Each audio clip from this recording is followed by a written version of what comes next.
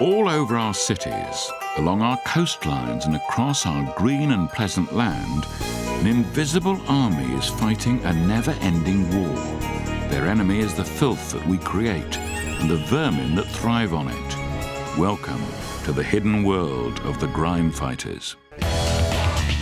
On the programme tonight, a team of hard hat heroes find buried treasure. Oh, blimey, what have we got here, look? Oh, crown jewels. Environmental enforcement officers, like the Mounties, are determined to get their man. I need to speak to you about this address.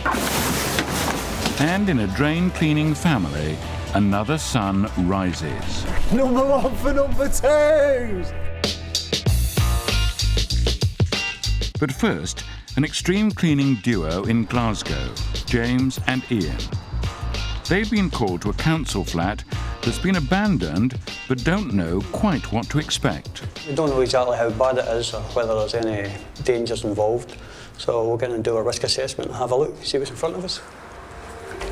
Oh, it stinks. I think it's a fridge, James. It doesn't look too bad, but what is that smell? Neglect, that's what it is. It's been switched off and there's hundreds of food in it. It's not been emptied so far. I'll let James do that job. Oh, somebody left their dinner here, mate, no ate it.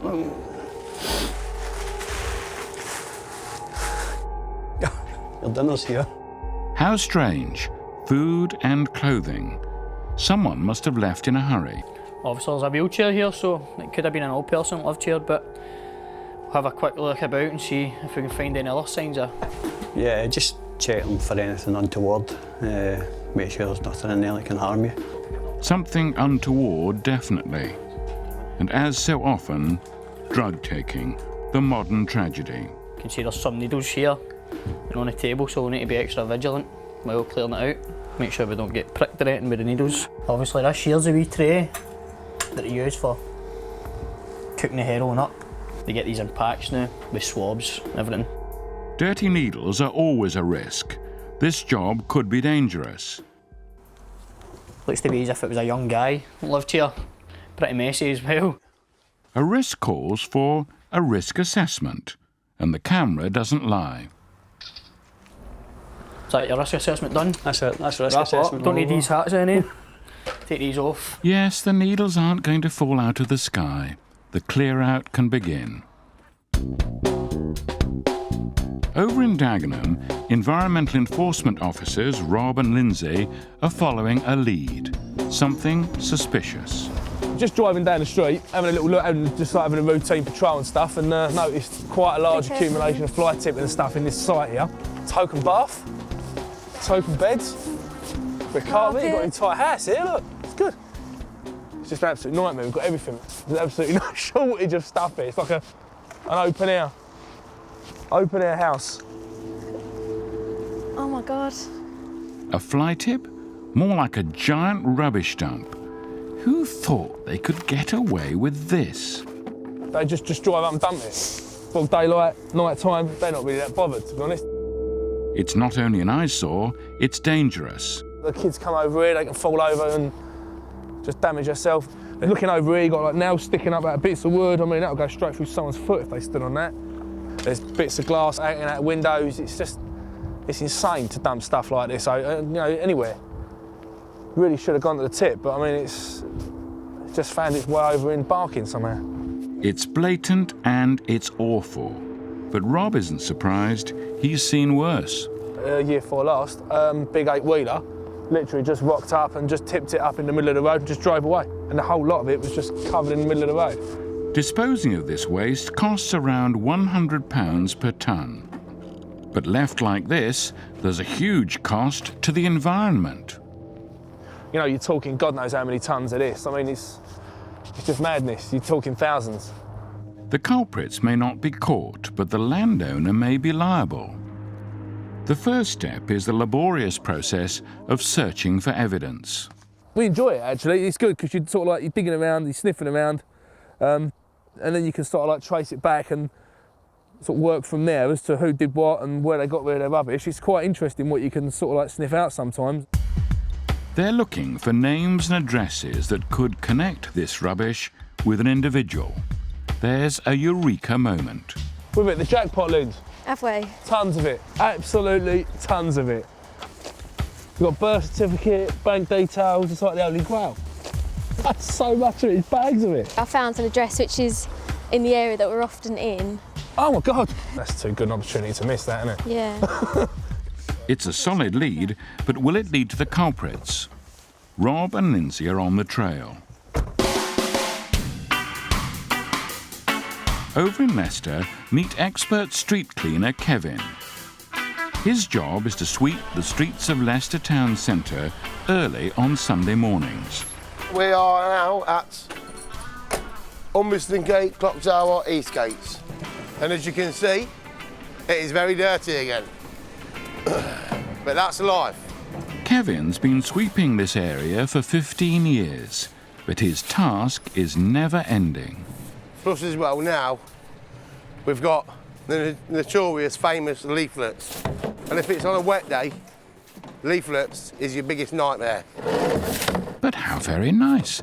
Someone's come to help. Yeah. He wants his 2 minute of fame, this guy. He wants the job. Sunday mornings in Leicester can feel like the morning after the night before. It's all right. This is a good British public. At least he puts it in the bin. Here, here's some more happy lads. Had a good night out. But the lads that do make this mess are disgusting. There you go. They're disgusting, but they had a good night. Maybe the cameras are lightening the mood. You get a lot of abuse, but you just take it, don't you? Really. All the time. See what I mean? Just walks right by you. That's his 2 minutes of fame. The best time is home time, when you know you've done a good job, but tomorrow morning you'll come back and start all over again, because it'll just be the same. Coming to Kevin's aid, Vorsprung durch Technik. When I first started, there weren't like machines like these nowadays. We used to do it all by hand. We used to walk this town, 6 of us, every Sunday morning, with box and brush. But even now there are times when brush is best. And Kevin goes for what works. The last street to do, then it's all ready, all nice and clean for the good British public.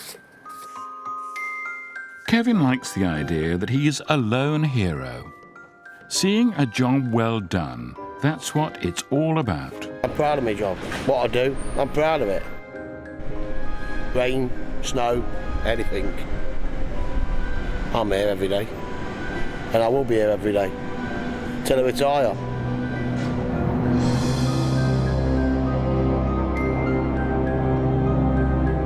Back in the deserted Glasgow flat, James and Ian have got to be careful as they begin the clear-up.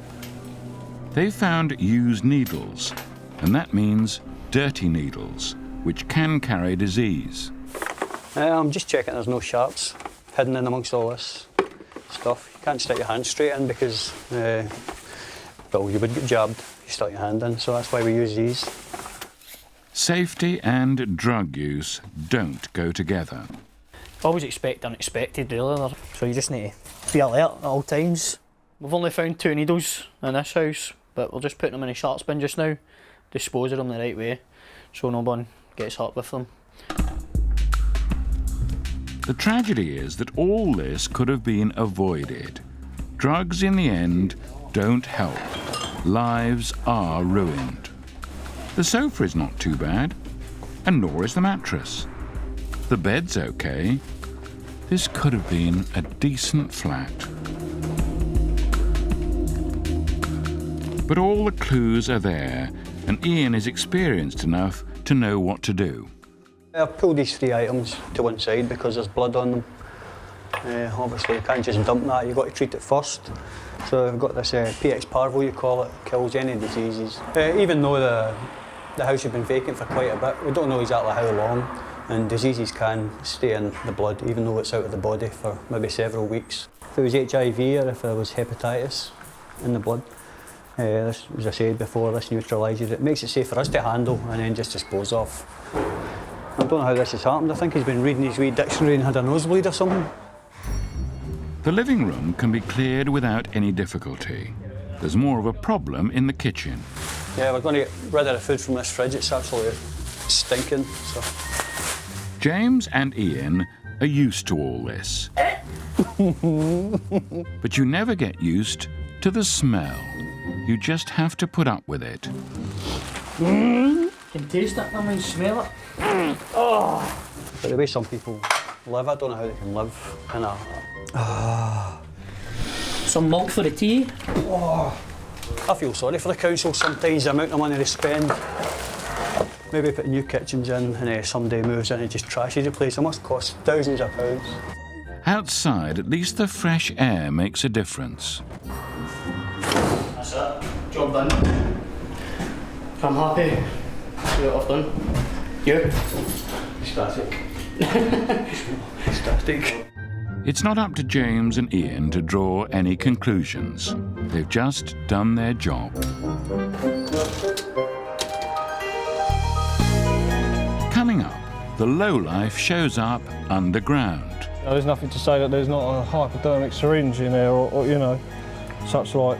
And a sewage expert who finds it's like father and son and another son. He's a shy lad. He's like his dad, dead shy.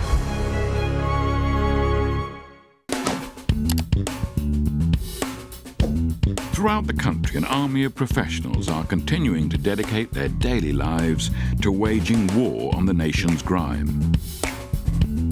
A sewage pumping station on the Isle of Dogs in London is the rendezvous for a team of specialist grime fighters. Team leader Rob will be joined by sewer inspector Dan. We're going to be cleaning the screens so that the storm flow can get through to the pumps. Because if the storm flow can't get through to the pumps, it could lead to flooding. All right? The problem has been caused by an old enemy, wet wipes in the drains. Dan's task is to see that the screens on the drains can be cleared. We're just going to jump down on the sort of the pumping station side of the screen and punch a hole through the rag so we can drain some of the water down. Dan, all dressed in white, is going to get very dirty indeed. At the minute, we're just trying to punch a hole through the stuff that's here to try and let the water go before we get in and clean it off. Armed only with a fork, Dan tackles the remains of the wet wipes clogging up the screen. You can see, standing here, this is all the debris, all the floating stuff that's on the screens. Wet wipes make up about 70–80% of that. Good as the day it was manufactured. A little bit, you know, not quite the colour it was, I don't suppose, but they don't break down, they just don't. And you can imagine this gets knitted up and goes into a pump, it just clogs it to death. It's a pain. Because if this pumping station didn't pump storm flow when it should, when it has to, we flood. Well, this here is fat. This is hardened cooking fat. And you can see it's got lolly sticks in it. You know, there's nothing to say that there's not a hypodermic syringe in there or you know, such like, you know, you could end up with a needle stick, which obviously no one wants. That's why we keep telling people, you know, a little bit of toilet paper, no fat, no rags, no sanitary items. Yeah. Someone obviously had enough with their pair of socks. All this sort of stuff should be in the bin, nowhere near a sewer system. And people will say, well, you know, it keeps you in work. We've got plenty of other work to get on with, I can assure you. Yeah. The weather above ground could affect the work. Rain can be a problem. Supposed to be a bit of rain about tonight.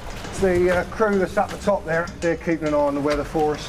So we're going to remove some of this so that at least it can get through into the pumps, you know, should there be a storm.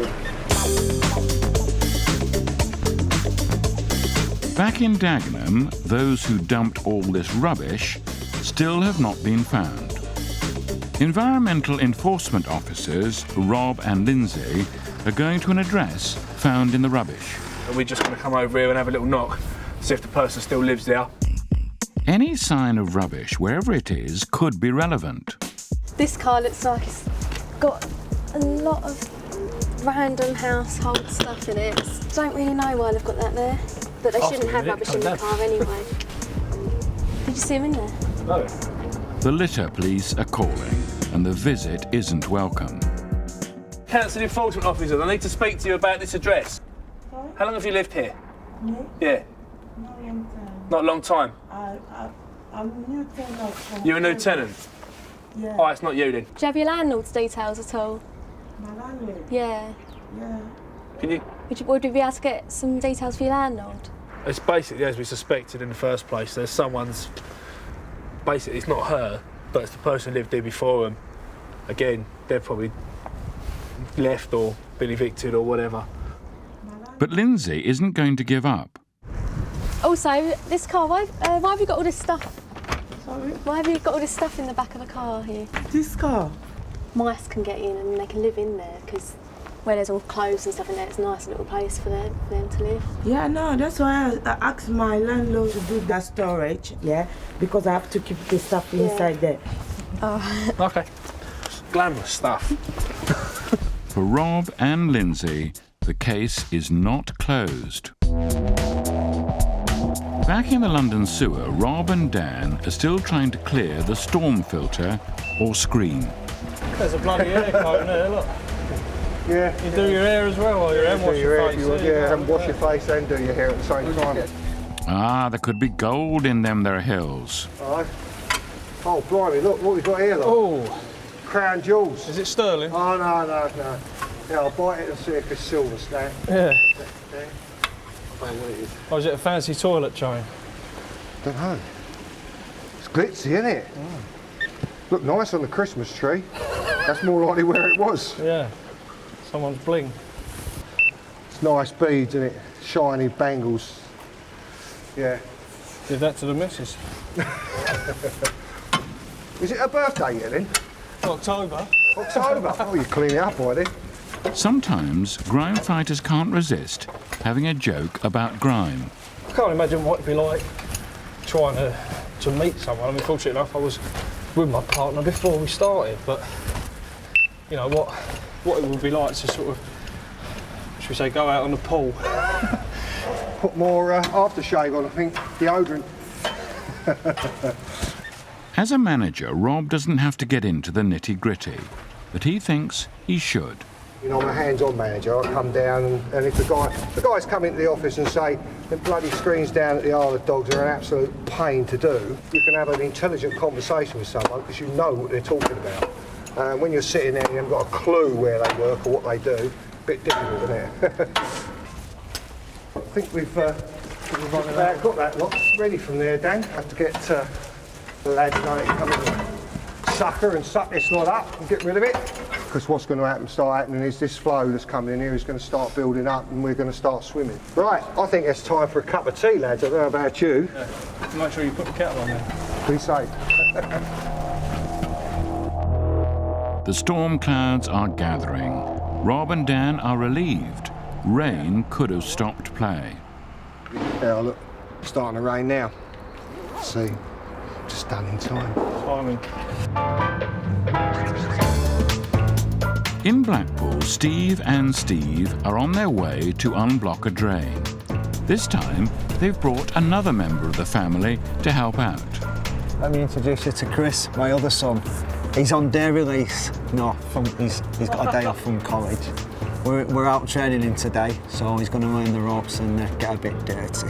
Come on, son, let's go. Steve Jr. thought he'd sorted out the problem when he came last week. Whoa, it's a little bit messy in here, boys. Just be careful. Dad's not impressed. I can't work with idiots. Obviously, you can see he's done a great job. Tell you what, you see that plant there? It'll be 10 foot tall at morning with all this poo. It's great.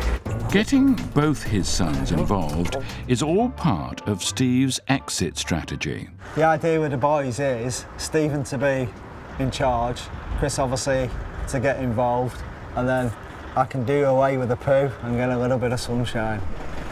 15, I think I was. I started helping, just doing the machine and turning it on and off, just to help Steve. You both get your looks off, because they're good-looking lads, and obviously they get the looks off the dad, yeah? But what he won't enjoy is, he's getting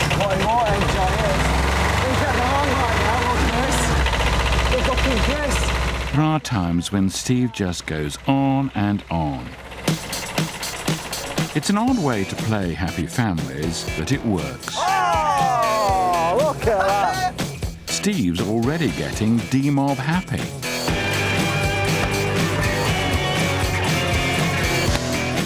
There she goes. Well done, boys. The result, that's what's happened there. Steve pretends he's already retired, but he can't really stay away. I'm just making sure you two know what you're doing. It looks as if the technically minded youngsters will win the day, but not so fast. No, wipe the top of the remote, the sensor. The sensor, not enter. Sensor. The sensor. Not the sensor. Yeah, he's better. He's actually better to stay at college and do his cars. Well done, Chris. All right. We won't be doing your drains, don't worry. I told you to stand behind me. The truth is that this family is a close one. They like being together. Yeah, it's a good crack. Enjoy it when it comes out. He's not only my brother, he's my friend. You enjoyed it? And this is just one proud dad. He's a shy lad. He's like his dad, dead shy. What are we? Come on, in front of the camera. What are we? Number 1 for number 2s.